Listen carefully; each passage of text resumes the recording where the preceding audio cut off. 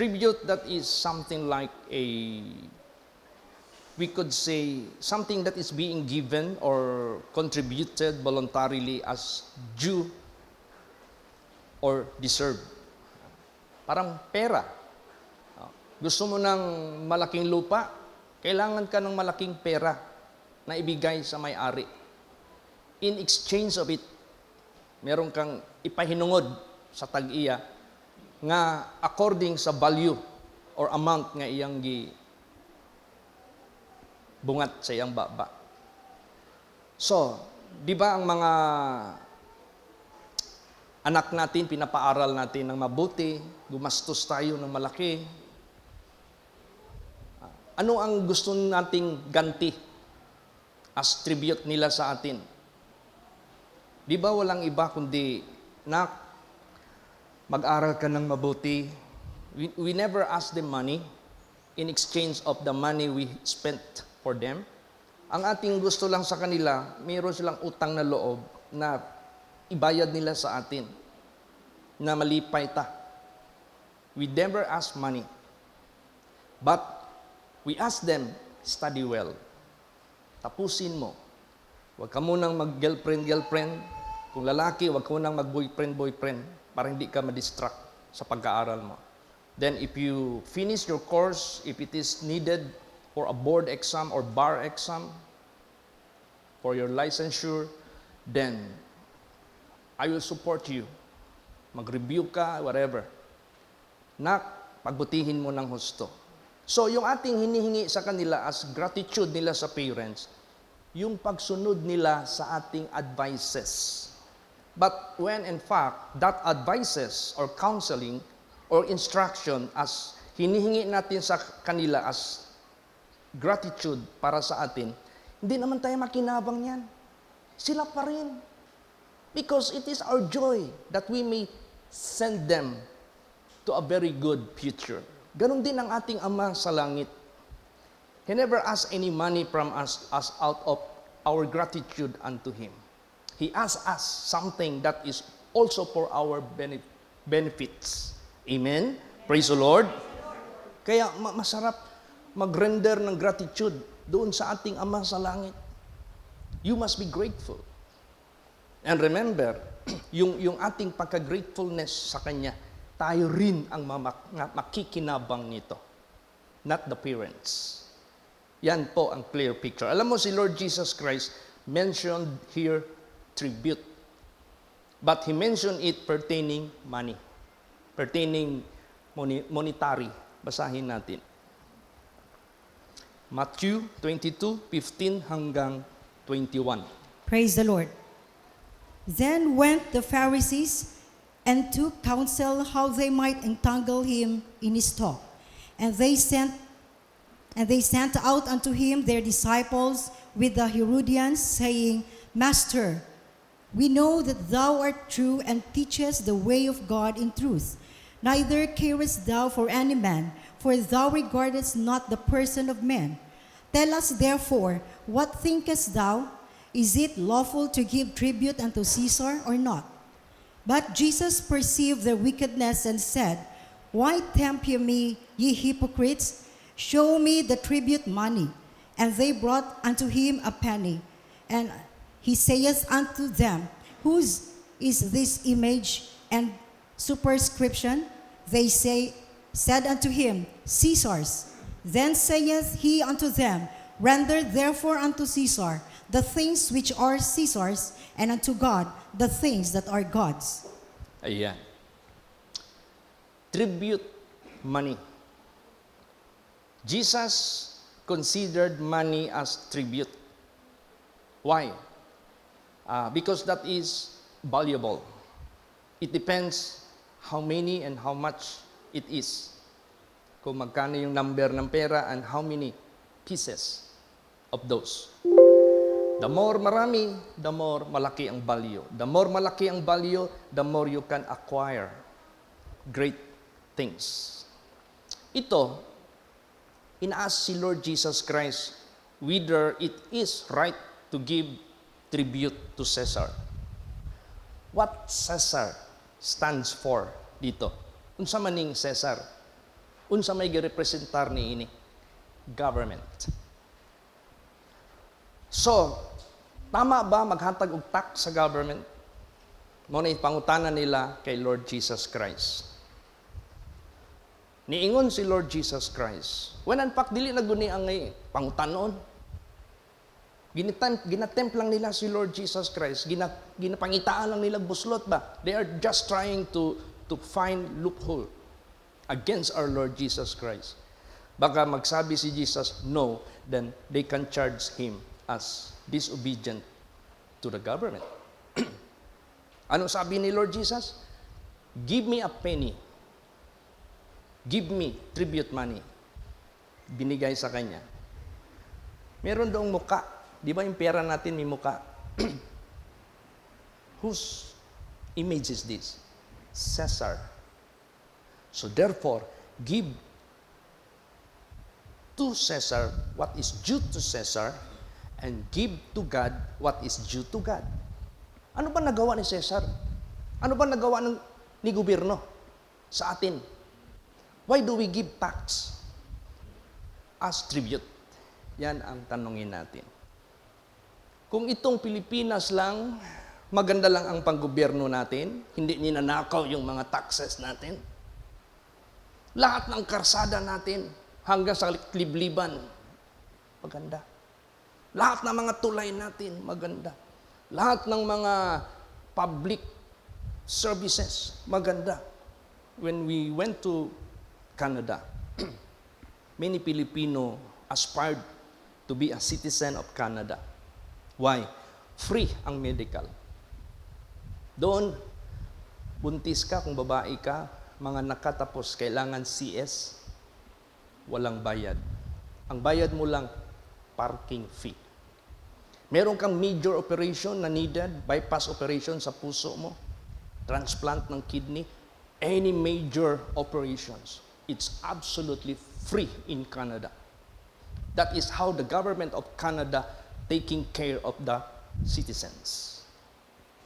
So you have to pay tribute for your government because they do much services for you.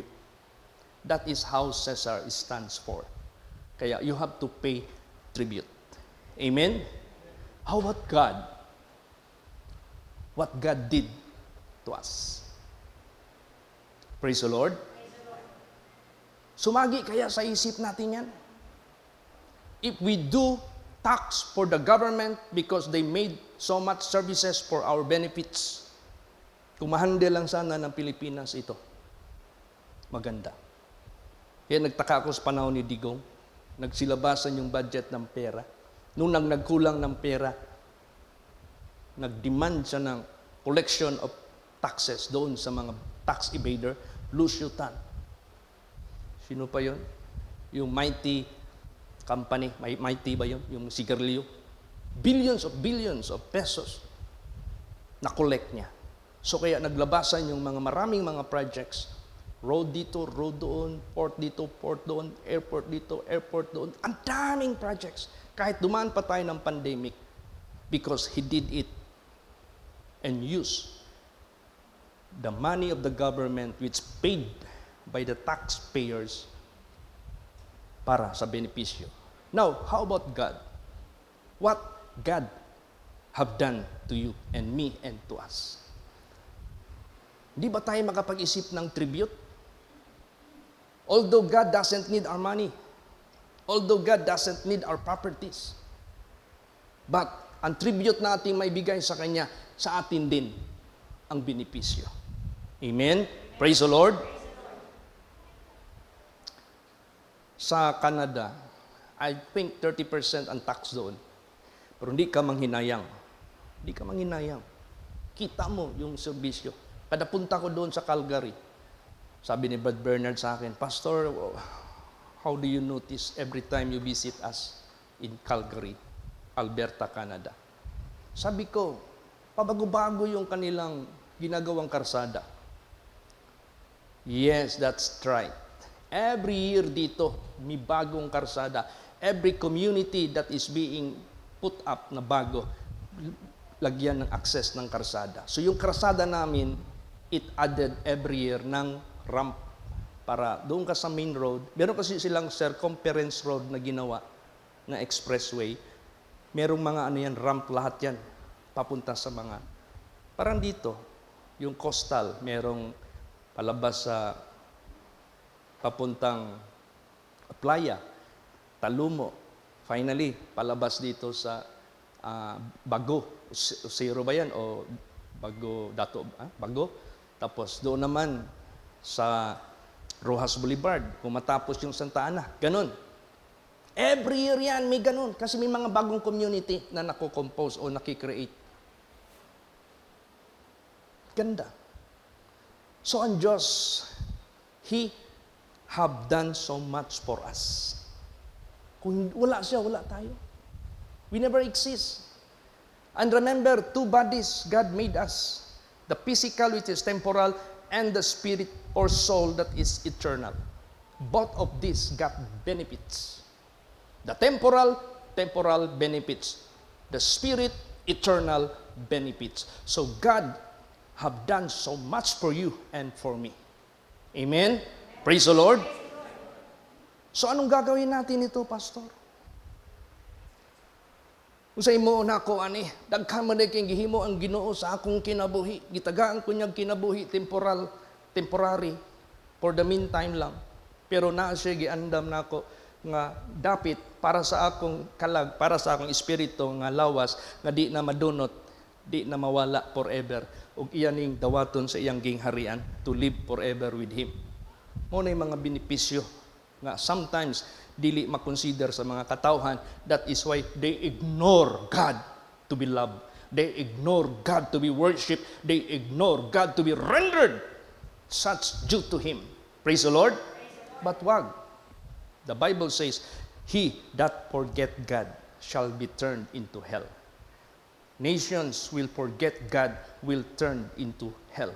All nations that will forget God shall be turned into hell. Mahirap kalimutan ang Diyos.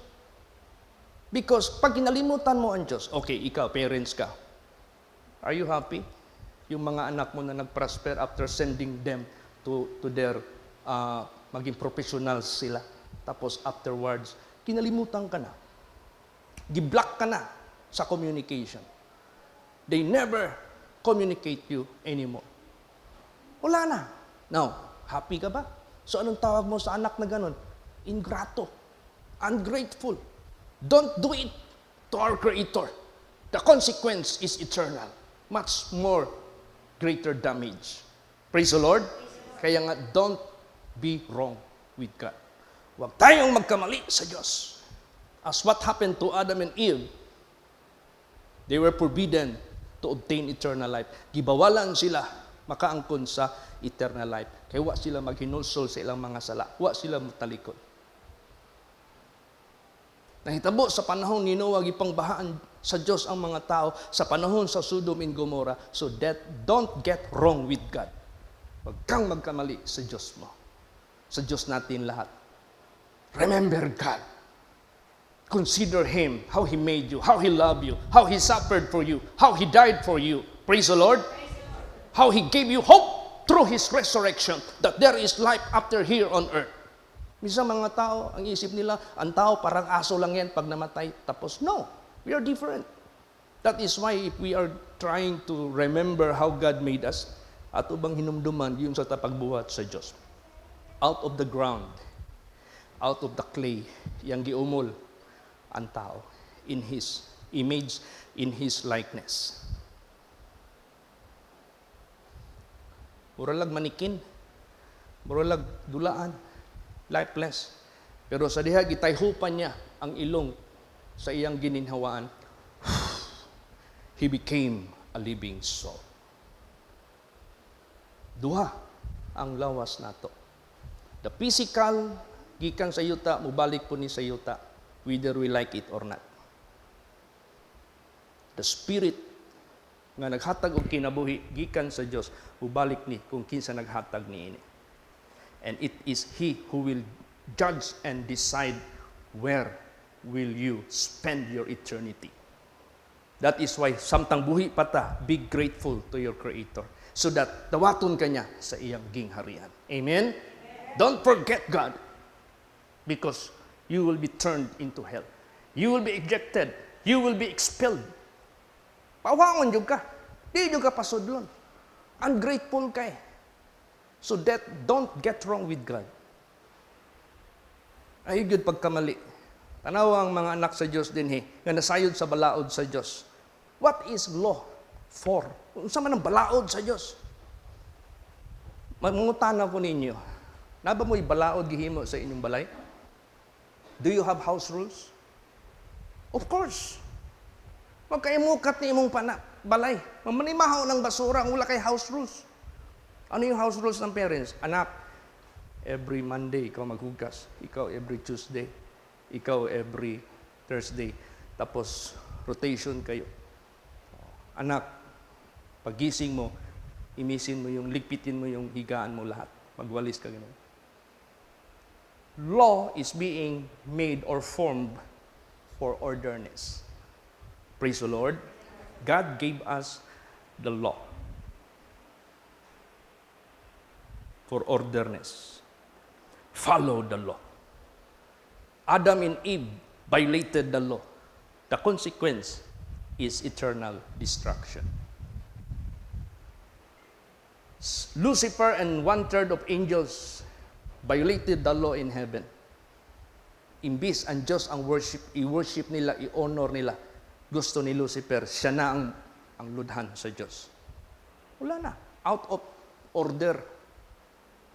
Kaya sa buhay natin, follow the law. Kaya nga, there is no above the law. Because there is no above God. Amen? Sakop ka dyan. Alam mo yung universe, may law yan lahat na ginawa ang Diyos. Earth, you must orbit within 365 days. Earth, you must evolve. Yung mag-ikot ka, 24 hours. Sun, moon, mag-emit ka ng liwanag. Moon, lesser lang ka kasi gabi lang ang iyong siserbisyuhan. Not so as brighter of the sun. Pluto, lahat ng mga stars, mag-emit kayo ng mga lights dyan because kortina kayo ng aking mga nilalang na mga tao. They are curtains for them. May mga laws yan. Kaya kung walang laws yan, magkakaroon ng cosmic disturbance. Tingnan mo sa mag-asawa na merong law of marriage. Supa ka na, di ba, magbulag mo. Pero tumana na, sweet gihapon mo. Praise the Lord. Because law is being observed. So the same with God. Our gratitude to God, wala nang iba. Sumunod ka sa Kanya. Kaya may tanong dito, basahin natin. Question. Psalms 116 verse 12. O say pangutana din Sige. Praise the Lord. What shall I render unto the Lord for all His benefits toward me? Yan. Di man pwede nga, Sir, kini mong sakyanan ba, baligya man day ni? Palito na ko ni be. Nga di ka mangutan nagpresyo. Gawas di ka mangutan nagpresyo, gipakain ni mong susi, gidrive ba ni mo, gilayas ni mo. Di nangawat ka na. Mangutana man jud ka unsa may akong ibayad nimo pila man ni. Kung ingong gani siya, this is 120K. O bayaran nimo na. Now diri pod, nangutana ka, Lord, unsa may akong ibalos nimo, unsa may bayad na ako nimo. Sa tanang benepisyo nga imong himo sa akong kinabuhi, you gave me life temporal and you will be giving me life eternal. Unsa may ako ibalos nimo? Ngunit question na dapat nating masagot. Amen? Praise the Lord. Failing to do so, eternal life will never be granted. Sige, magtanong ka ng magkano. Failing to pay according to the amount, you cannot have that item. Ganon din sa Diyos. Let us be wise, not as fools, knowing what is the will of God. Amen? Praise the Lord. Kaya nga sabi ni Jesus, not everyone that call unto me, Lord, Lord, shall be saved, but he who does the will of God Dili tanan nagatawag kanako Ginoo, Ginoo malawas kadto lang nagabuhat sa pabuton sa akong amahan. You have to pay tribute. What is due to Caesar and what is due to God. Praise the Lord.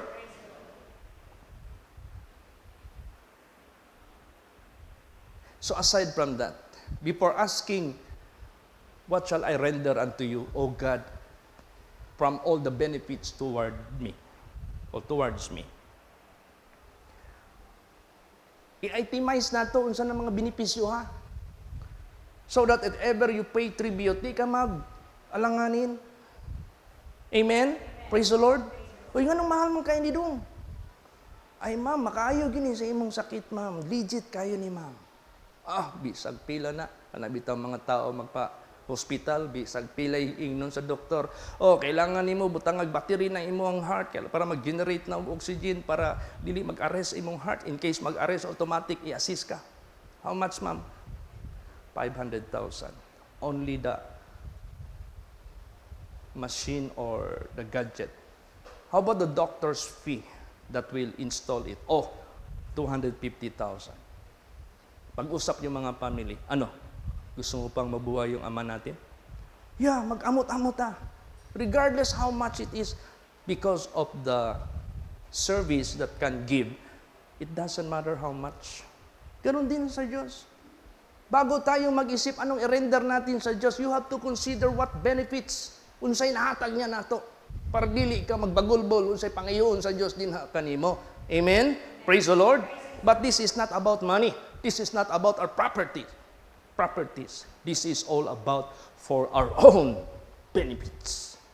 Para sa atin lahat yan. He is best parent ever we could imagine or consider.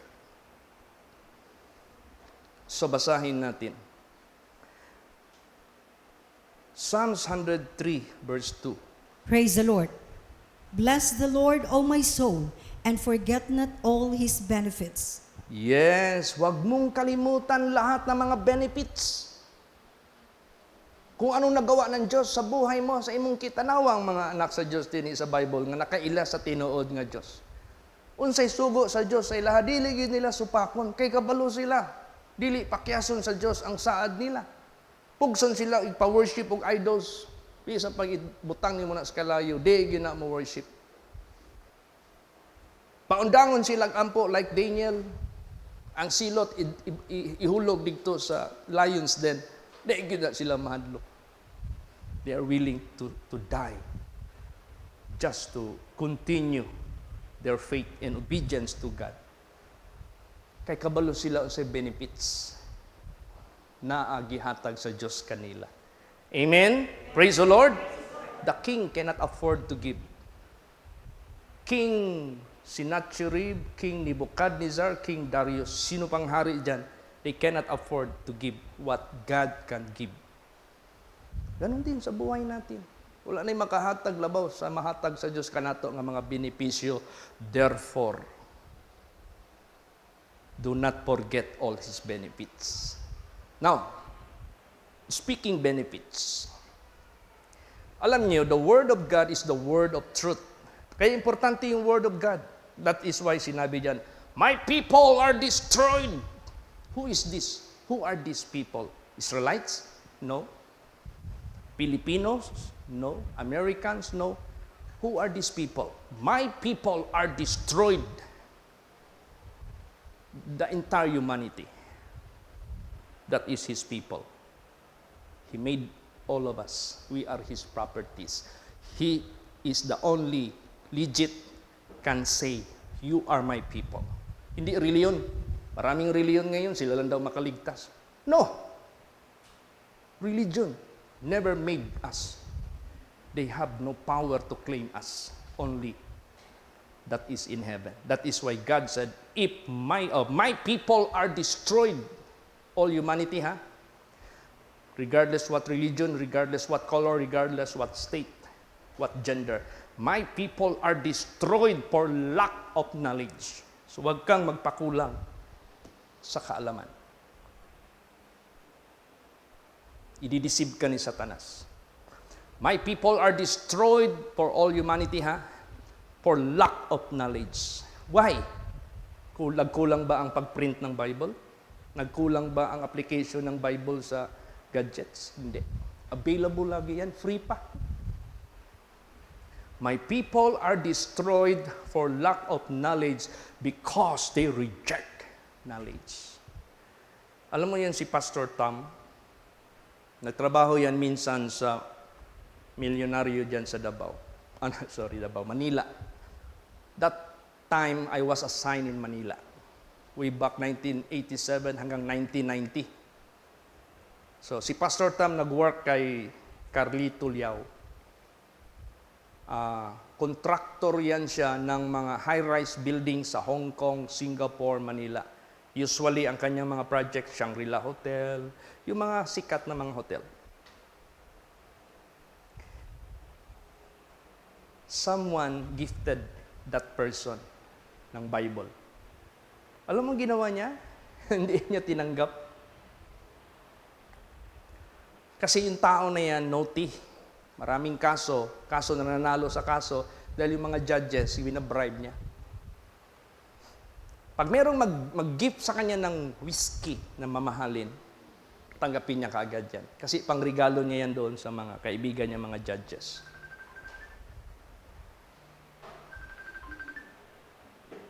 Kaya, ganun.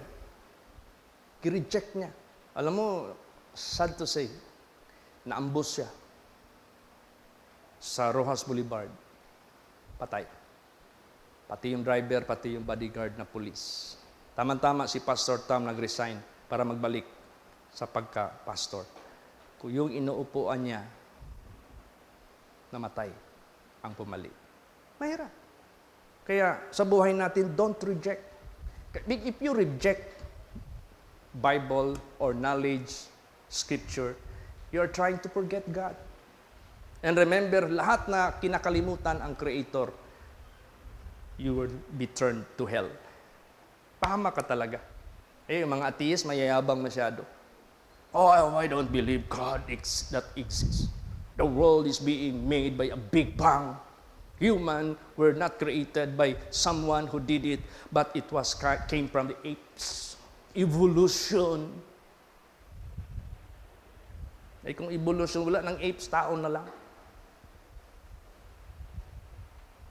So, lahat. The Word of God were created by the Word from His mouth. He just say it, let there be moon, and there was moon. Ganon ang Diyos. Lahat ng sinulat dito sa Bible, nobody can defy the Bible that will succeed. Walang makahagit sa pulong nga magmadampuson. Tanan nga gisulti sa pulong, accurate, true, and faithful. That is how God i-prove na niya sa tanan. O pag inventions kalibutan ng tao di mamatay. But the Bible says, you are dust and unto dust you will return. Nobody can defy that.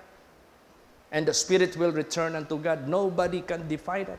Balik nyo ka sa Diyos. Gusto man imog dili. Praise the Lord. So muna sa atong kinabuhi, don't be lack of knowledge na gustong i-impart sa Diyos sa buhay mo. So do not forget all His benefits. Now, there are two things na pinapapili sa Diyos sa ato. The minimum benefits and the maximum benefits. Basahin natin yan. Speaking benefits. Sige. 1 Timothy 4:8. Praise the Lord. For bodily exercise profiteth little, but godliness is profitable unto all things, having promise of the life that now is, and of that which is to come. Yes. Dalawa yan. The minimum profit or benefit, profit and benefit, they are just the same. Or little. Or little profit. Pero isa dito, maximum, profitable unto all things. Pag sinabing all things, lahat na. Ano ba yung all things sa buhay natin? The physical and the spiritual. That is all we have. So benefits sa physical and spiritual, maximum blessing. Pero ang benefit sa physical lang, walang benefit sa spiritual, that is minimum blessing. Why? Maging trilyonaryo ka nga, sige. Like Elon Musk, pag mamatay ka, may madala ka? Wala. How long will you stay here on earth? Can you reach 100, 500, 900 as in the days of old? Hindi na yan mangyayari. Even Queen Elizabeth, na masyadong marami na siyang mga dietitian na magpakain sa kanya ng mga healthy food, 96 lang naabot niya. Henry C., napakayaman, I think, 94, something like that. Small benefit lang yan. Pero yung maximum benefit, dalawang buhay. The life here on earth and the life that which is to come. The life that which is to come, who will benefit the soul? Praise the Lord. The life that is here on earth, who will benefit the body, physical? Dalawa. Ay, yung small benefit o little benefit, dito lang. Bodily lang ba? Exercise. Bilyonaryo, trinolaryo, yung plano mo, kahit marating, maabot pa na nimo. Gamay lang kayo na imong benepisyo. Tapos, wala na second life. Ang imong maaguman, second death. What is the first death? The physical. What is the second death? Kamatayon sa imong kalag sa impyerno. Pero kung piliin nimo ang bodily, godliness, life here, life there. The first life, temporal. The second life is eternal. Praise the Lord. Mo na kita, ayaw pagpakulang sa kahibalo. Ay paminaw ng mga bukiro din, ng mga scientists din na, mura na sila mga matay. Ano tanang mga scientists? Asa naman na sila ron? Patay na.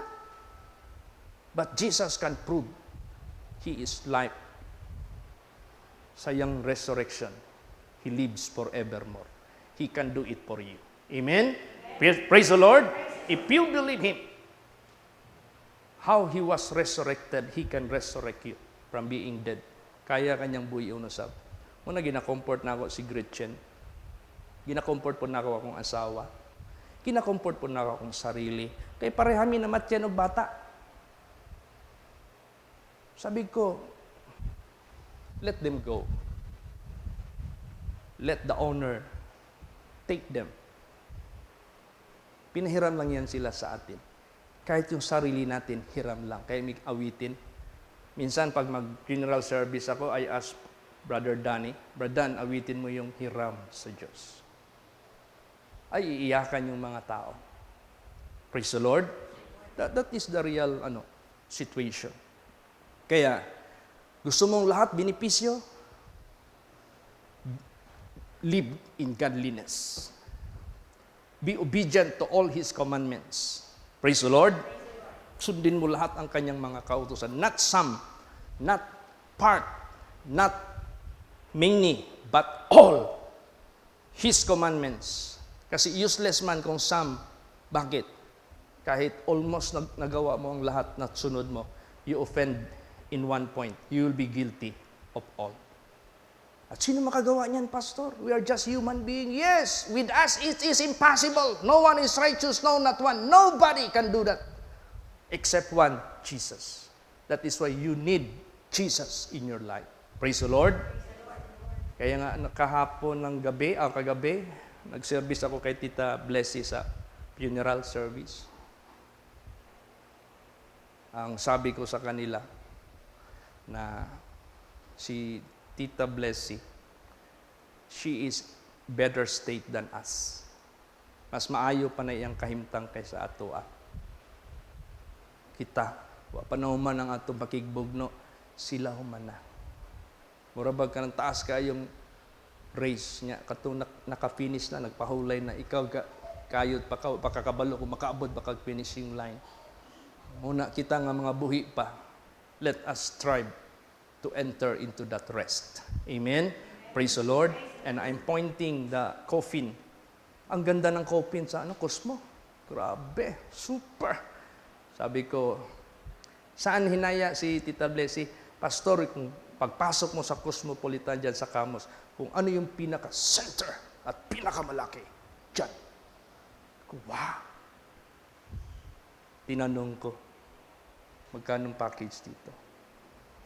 400K. Praise the Lord. But the most important thing, yung gihaya nato dinha, wala na diha. To be absent in the body is to be present with the Lord. Kaya nung sa vision nakita na kinuha na siya ng angels, ang saya-saya ni Tita Blessy. There is no such joy or happiness you can describe in her life. That is the utmost happiness na nakita sa kanya. The blessedness. Blessed are the dead who died in the Lord. Bulahan ang mga nangamatay na sa kamot sa Diyos. Praise the Lord. Alam mo, pag meron niyang problema sa Tita Blessy, maalaala niya talaga ang holy place. When in fact, meron siyang natahi dito na kortina. Nakapagtahi, kasi mananahi yan eh. Kaya, salamat ako sa last moment ng buhay niya. Kaya sabi ko, this is the most critical and important part of our being, yung kamatayan natin. Buhay pa si Tita Blessy at that time. Because this is the finality sa buhay natin. Kung saan ka namatay ka sa kasalanan, impyerno ka, namatay ka sa kapasayloan, nalinis ka na, langit ka. Look at the thief with Jesus at Calvary. Sabi ng isa, Hoy, if you are the Son of God, come down, save yourself and save me as well. Anong klaseng favor ang hinihingi mo sa kanya? Laitin mo muna tapos maghingi ka ng favor? Anong sagot ni Jesus sa kanya? Complete silent. Wala. Yung isa naman, Hoy!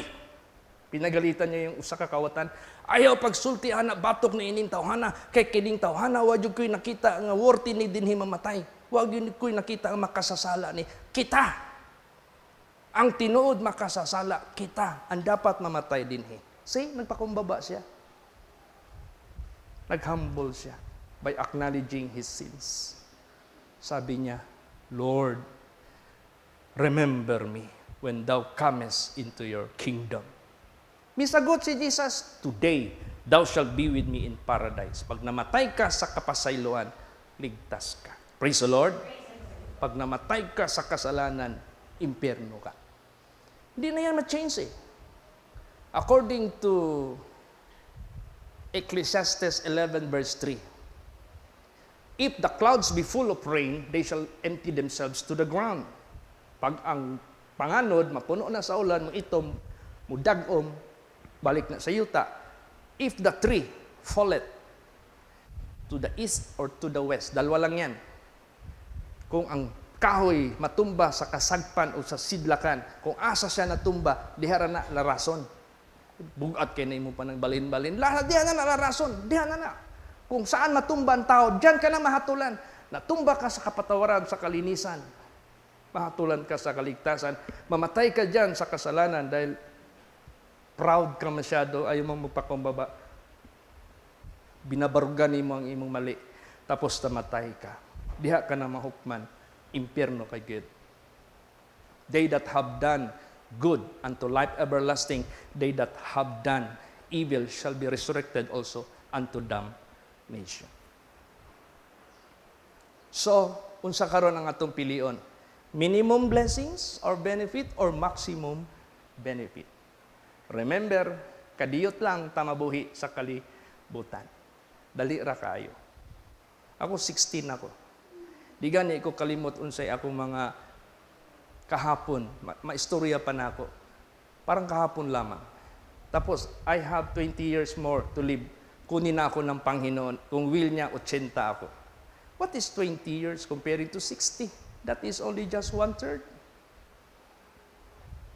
Madali lang. Praise the Lord. So, kung gusto mo ng maximum blessing, anong sabi ni Jesus? Basa. Matthew 6:33. Praise the Lord. But seek you first the kingdom of God and His righteousness, and all these things shall be added unto you. Yan. Unahin mo yung kaharian ng Diyos at ang kanyang katuwiran. You know, there are so many important things to do. Di ba? Maraming importanteng gawin. Pero pag priority ang pinag-usapan, isa lang. So, yes, maraming importante tayong gawin. Pero pag sinabing priority, you have to put it number 1. Seek ye first the kingdom of God and His righteousness. Without His righteousness, you cannot enter into the kingdom of heaven. If you want to enter into the kingdom of heaven, you must have the righteousness of God.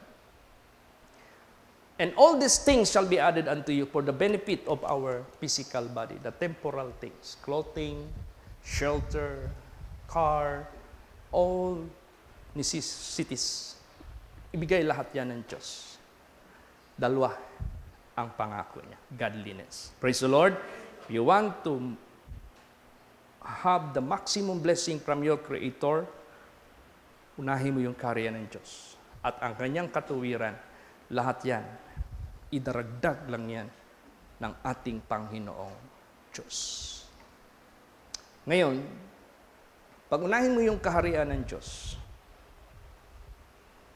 gawin mo. Dapat sa trabaho mo, sa negosyo mo, walang bagay na mahulog ka sa pagkakasala kasi yung kaharian ng Diyos will be what? Madipit yun. Mawala ang kaligtasan. Kaya may nag-open sa akin, Pastor, na ang akong asawa, kailangan na yun niyang magpantalon, kay gitagaan yun siya, o ka ng motor sa gobyerno, kay mahimo na siyang monitoring. Hindi lang, mag-fellowship lang ni. Praise the Lord. Kinsa may mong ipalabaw sa atong kinabuhi. Abomination is abomination. Ang abomination padulong na sa impyerno. Revelation 21:8. Kabalo ka ang kalibutan karon. Grabe na. Unsay atmosphere sa Sodom and Gomorrah nga naa didto ang spirit of LGBT, homosexual, naa didto.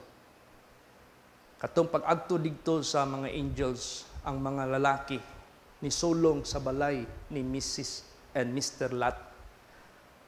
Who is that visitors of yours? They are so handsome. Hindi nila alam angels eh. Bring it to us. Amo siyang tilawan. Anong sabi ni Mr. Lot? I have 2 daughters here. Never been touched, never been kissed. Kanina lang, akong i-offer sa inyo. Inyong pahimuslan. No, we want male. Mga lalaki yun. Lalaki na rin ang hinahanap. Nasa Bible yan eh. Men with men burn with lust. Women with women. Woman with woman burn with lust. Yan yung spirit ng Sodom and Gomorrah. Kaya pinagbabawal ng Diyos ang figura ng lalaki na maging figure ka ng babae. Yung figura ng babae maging figure ka ng lalaki. That is abomination in the eyes of God because as if you are supporting the homosexual na ginagawa ng taga Sodom and Gomorrah. Na, isa may imuhang paminawon. Nya, daghan ba kay mga churches karon?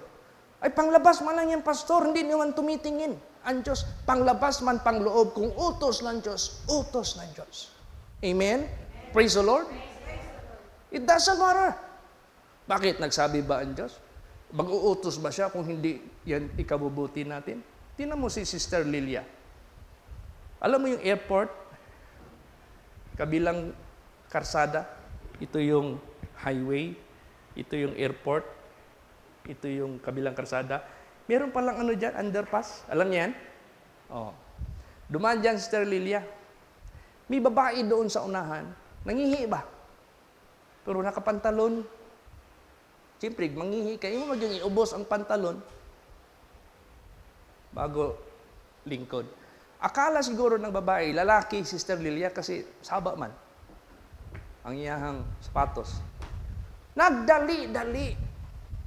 Wa pa mahuman. Nibalik ang pantalon. Digto na nagtiwas og ihi sa iyang pantalon.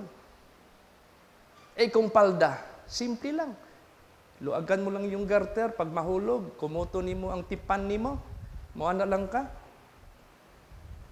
Kaya design yan pang babae. Ang lalaki naman, punong kahoy lang, masalipdan lang, zipper lang, pak. Kaya, bright ka pa sa Diyos. Kaya ganun po. Huwag tayong maging pilosopo dito. Praise the Lord. Kaya nga, my people are destroyed because you will be committing abomination because you disregard the knowledge. That is the knowledge of God. That is the Word of God. Deuteronomy 22 verse 5. Men are not permitted to wear women's garment, nor women wear garments pertaining to a man. Punta ka ng, kayo, nag-travel man kayo ng mga malls. Sabi mo, guard, asa diri ang kuan? Comfort room, toilet. Kung doon yan sa Canada, washroom. Nagtanong ako ng washroom dito, ang tinuro, laboratory. Ayun. Sabi ko, it's never mind.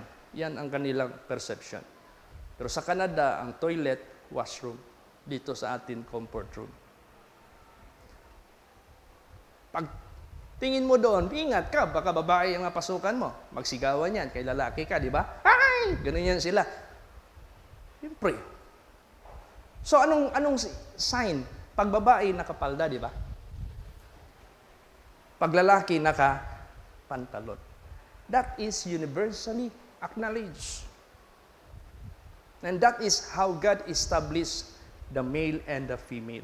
And there are only two genders which God made, male and female, no third sex. Sino gumawa ng third sex? Satan. Because that is confusion. What is the purpose of man and woman? That they must get together as husband and wife to produce children. Manganak ba yung babae at babae? Lalaki, lalaki? Sanang logic? Anong purpose? Lust. Lust yan. There is big difference, love and lust. Love keeps the law. Lust doesn't respect. Babae, lalaki man, pinapatulan. Mingipin, walang ngipin, papatulan. Lust. Yan ang ngayon ang nangyayari sa mundo. That is why, be not conformed to this world, but be transformed by the renewing of your mind. How to renew your mind, change your mind by the Word of God. Praise the Lord. You must be conformed to the Word of God para maging godly ka. Mabenefit mo yung maximum blessings. So, ano i-render natin sa Diyos? Basa. Pakibasa. Psalms 116 verse 13 and 14. Praise the Lord. I will take the cup of salvation and call upon the name of the Lord. I will pay my vows unto the Lord now in the presence of all His people. Yan. Walang pera dito, hiningi ang Diyos. Walang lupa, hiningi ang Diyos dito. Kung gusto mong makapakita ng tribute, makabayad ka ng tribute sa Diyos o yung iyong gratefulness sa Diyos, take the cup of salvation. You know what is cup of salvation? Unahin mo ang kaharian ng Diyos. Okay na sa Diyos. Masaya na ang Diyos niyan. Diba? Benefit pa rin natin. Amen? Praise the Lord. Next, I will call upon the name of the Lord. Kung meron ka mang kinikilala noon na Diyos na iba sa Diyos na totoo, na nagpakatawang tao na si Hesus Kristo, huwag mo na yung sambahin. Si Kristo na. Alam mo, naprehan ko yung kapatid na eldest brother ng may-ari ng Pelcris, Yap family. Si Mr. Yap Iping. Alam mo yung Chinese, una yung apelido Yap Iping. Siya yung director and principal sa Chinese school sa Butuan City at that time when the accident happened sa kanyang buhay. Nagluluto siya doon sa second floor ng kanyang pagkain. Pumutok yung stove, na electric stove na ginagamit niya. I don't know, baka nag-short circuit. Napaatras siya bigla. Hindi niya na-notice yung likod niya, merong CR. Pintuan, so merong door jam. Yung door jam, yung kanto, doon na-bump yung head niya. He collapsed. Nagkaroon ng blood clot sa brain. To make short, kay kulang tayo ng time, pinagaling siya ni Jesus. And I am the 60th na nag-pray sa kanya. And I was the last one. But I was not the one who made the cure, but Jesus. Praise the Lord. Ginamit lang ako as instrument. Simba na siya, kasama yung asawa niya. Hinahatid sundo sa mga anak. Sabi ko, Yap Iping, how are you? I'm good. I'm no longer Buddhist. It was not Buddha who healed me, who saved my life. Because when I worship Buddha, I used to use the candlesticks and do like, alam mo yung mga tapikong? Kaya ganun nila yan. Yung stick na sinisindihan. Wala man, di man siya gumaling. Kaya sabi niya, I'm no longer Buddhist. I'm now a Christian because it's Jesus who saved my life. May panindigan siya. Praise the Lord. Dito, sino dito? Si Naaman. Nag-apologize siya sa Diyos, sa propeta ng Diyos. Humingi siya ng tawad sa Diyos. Nung hindi pa siya napagaling sa Diyos ng Israel, he used to worship Rimmon, Diyos ng kanyang hari. Kasi pag mag-worship yung hari sa Diyos ng hari ng idol, siya yung sinasandalan ng hari, sumasama siya doon. Hiningian niya yan ng forgiveness sa Diyos. Dahil hindi na siya mag-worship doon, yun ang Diyos ng Israel. Ganon ang gusto ng Diyos. He saved you, tapos iba ang simbahin mo. Ano ka? Pinanganak ka ng parents mo, tapos doon ka nagre-respect sa ibang tao. Ano ka? Ingrato? Ganon din sa Diyos. Huwag natin gawin yan. Kaya nga, take the cup of salvation, priority the salvation, call upon the name of the Lord Jesus. Amen? Ngayon, natakot ako kay Yap Iping. Sabi ko, Mr. Yap Iping, are you not scared or afraid in coming to our church? Doon pa yun sa Matina. Parang squatter ba? Santo Niño. Dikit-dikit ang bahay. Are you not afraid if in case Abu Sayyaf can monitor you that you are one of the brother of owner of Pilcris Supermart? Sabi niya sa akin, I'm not afraid of Abu Sayyaf. Why? They are our relatives. How did you know? Abu Sayyaf, I am Yap. Uy, tama din pala, no? But it was his joke. Praise the Lord. Magaling din mag-joke. Yun ang joke ni Yap Iping na hindi ko talaga makalimutan. So, to God be the glory. How Yap Iping stood to the real one who saved his life. Amen? Would you do? Gawin mo ba yan sa buhay mo? Amen? Praise the Lord. He was prayed at the age of 80. He passed away at the age of 86. Hindi kayang pagalingin sa dabodok, sinukan na lang. Pero si Jesus, nagpagaling sa kanya.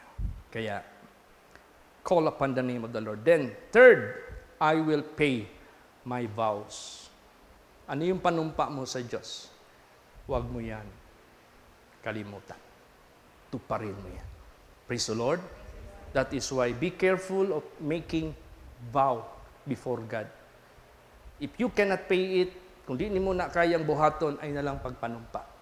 Kay mahulog nagkasalanan nimo. If you vow, see to it, kaya nimo nang buhaton. Amen? E dagang mga taong butbuton, say butbuton. Wala mo say butbot. Tanaw ng lubot sa manok. Kung may gana, puro lang anawa may istorya. Baba lang gabot-bot, pero way tinuod, walay bukog ba? Way fulfillment. Muna, manumpa ta sa Diyos. Parugi, tumanag yun kinasing-kasing. Regardless what you have vowed. Amen? Eh, Ginoo na eh. Siya, nanumpa siya nga bisitahon ta, gihimo niya. Nanumpa siya nga i-rescue ta, gihimo niya. Nanumpa siya nga ipakita niya ang dalan, gihimo niya tanan. O po na atong ibalos niya. So, tatlo ha. What shall I render unto the Lord? I will take the cup of salvation. I will call upon the name of the Lord. I will pay my vows, which I have made before Him. Amen? That is our tribute. Nga ato mabalos sa tanang benefits ngayang gihimo nato.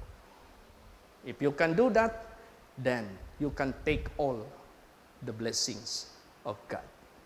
Amen? Praise the Lord. If Lucifer became ungrateful to his creator and the 1/3 of his angels. Napahamak sila. Kaya all those who forget God shall be turned into hell. Don't